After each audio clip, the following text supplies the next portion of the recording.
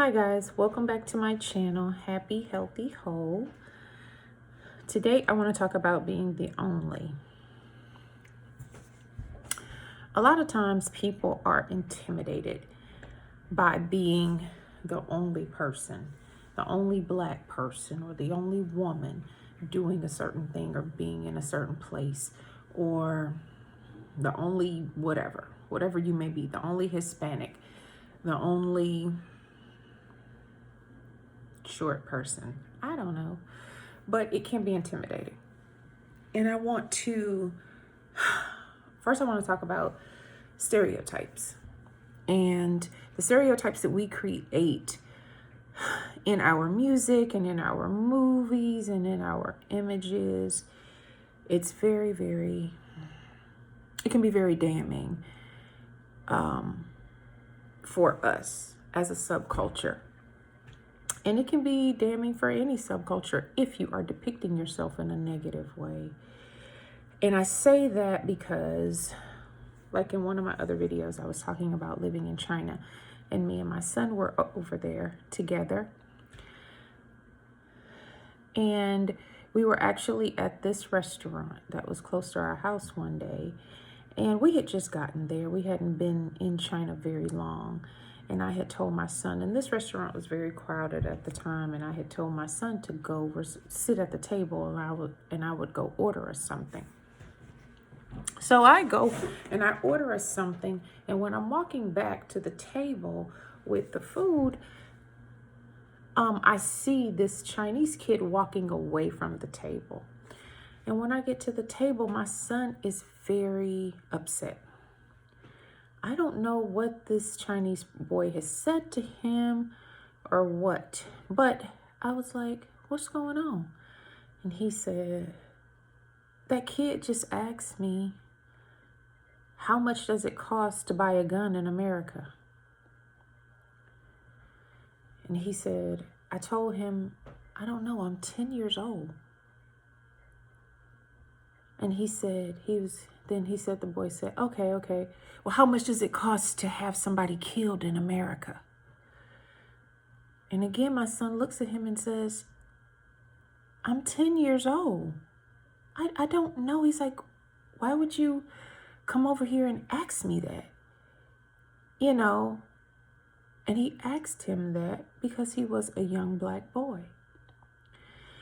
And he thinks that in his mind, in China, the only exposure that he's had to African Americans is through violence and music videos, violent movies and music videos, and the news.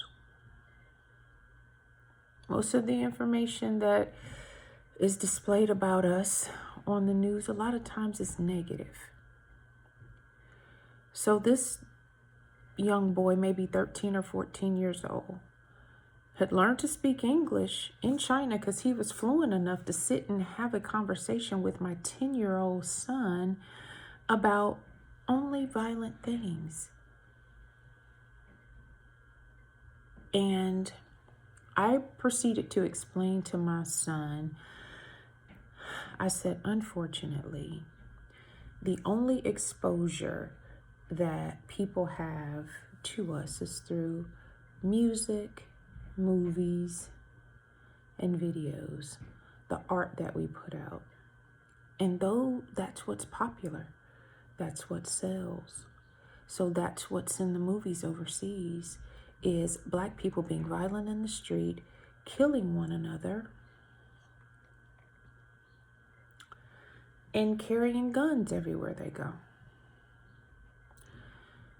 So I explained to my son, I said, look, we are the only representatives of our subculture here. I said, we have to teach the Chinese people that we come in contact with a different perspective. It is our duty to do so. And he understood.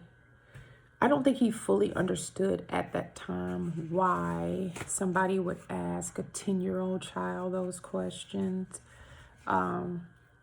But I do believe that later on, he did come to realize, oh, Lord, that tissue. It just stayed with my nose. I'm sorry, guys. I don't know why every time I start filming, my nose starts to run. I can get up. I can go to the store. It doesn't even matter. My nose won't run until I sit here and start talking to you guys. So it's very unfortunate. But anyway, back to the story. And I let him know that while we were in China, we would change every Chinese person's perspective of what it meant to be African American, because we would show them that we love our families just like they do. We go to work and make an honest living just like they do. We are educated and we're smart and can hold an intelligent conversation not related to drugs, sex, or money, just like they do. And he rode with me. I mean, he didn't have much of a choice because it's not like he could get on a plane and just go back home. We were on this journey together to change perspectives of what it meant to be African American. And I also realized that me being a woman over there also meant so much to my students. One day I was in one of my English classes and I had a young lady in the class and we were talking about driving cars, and I didn't know that we were there at this particular university in 2013, I want to say, or 2014, whatever, one of those years.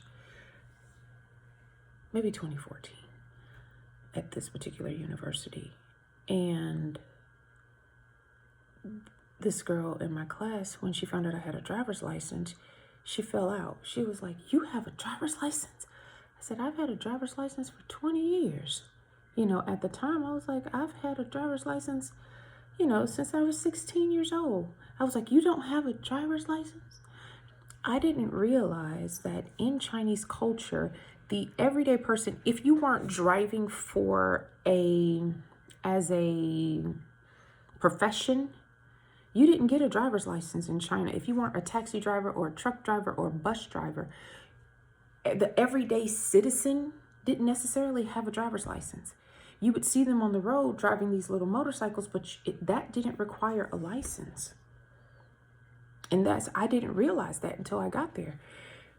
And it was only since, I want to say 2004 or 5, that the everyday citizen could actually go out and purchase a car.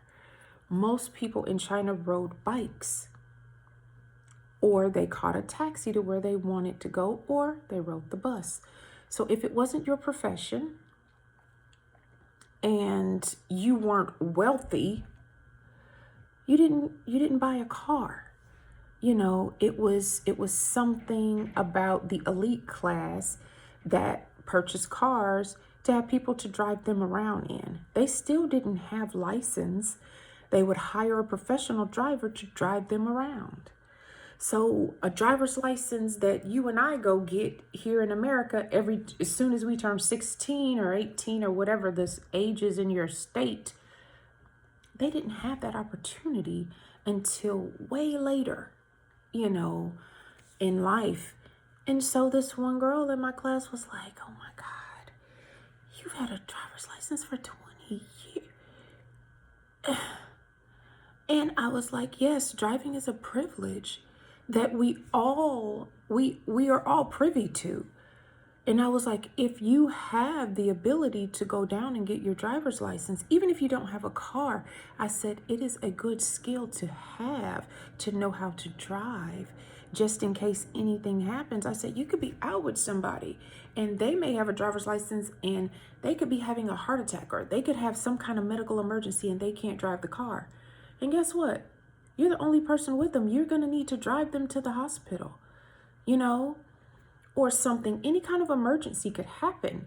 It's a good skill to have, is what I was explaining to my young ladies. And you know, the next day we were in class, I had found out that all of the girls in my class had went down and signed up for driver's ed to learn how to drive, because nobody had told them it was necessarily a privilege, and it's a right that you have to be able to have that knowledge. And so I encouraged all of these. I didn't realize I was encouraging them. I was just talking to them about my everyday life and just talking about myself in general. But they all have driver's license. They all have the skill. And I'm pretty sure they eventually went and bought cars, you know? So they have, it's a level of independence that you have when you can drive and you own your own vehicle, you know? So being the only somewhere is not always bad. Me being the only woman there, or being the only single mother at that particular university, was good. It taught so many people about our subculture, the truth of our subculture. I cooked food for them. I cooked soul food. I did all kinds of things. And they realized we didn't all just eat burgers and fries all day. Because when they see McDonald's, they think, hey, American food, that's all Americans eat. They are really a culture of overgeneralizations. So when they had a little bit of fried chicken and macaroni and cheese and this and that and this, they was like, oh, y'all actually cook at home? Y'all cook these things at home? Y'all cook different things? Yes, we cook different types of food, just like you eat and cook different types of food. So sometimes God will send you to places where you will be the only. And it is because that place, that culture, they need you. They need to experience who you are and what you can bring to the table. So never be afraid. If God is calling you to do something where you're going to be the only woman, or the only Black person, or the only Black family, or the only Black single mom, or single dad, or the only Mexican, or the only Asian person, go and represent your culture. Break down stereotypes. Teach people a different way of experiencing your subculture, because everybody deserves to know better than the stereotypes.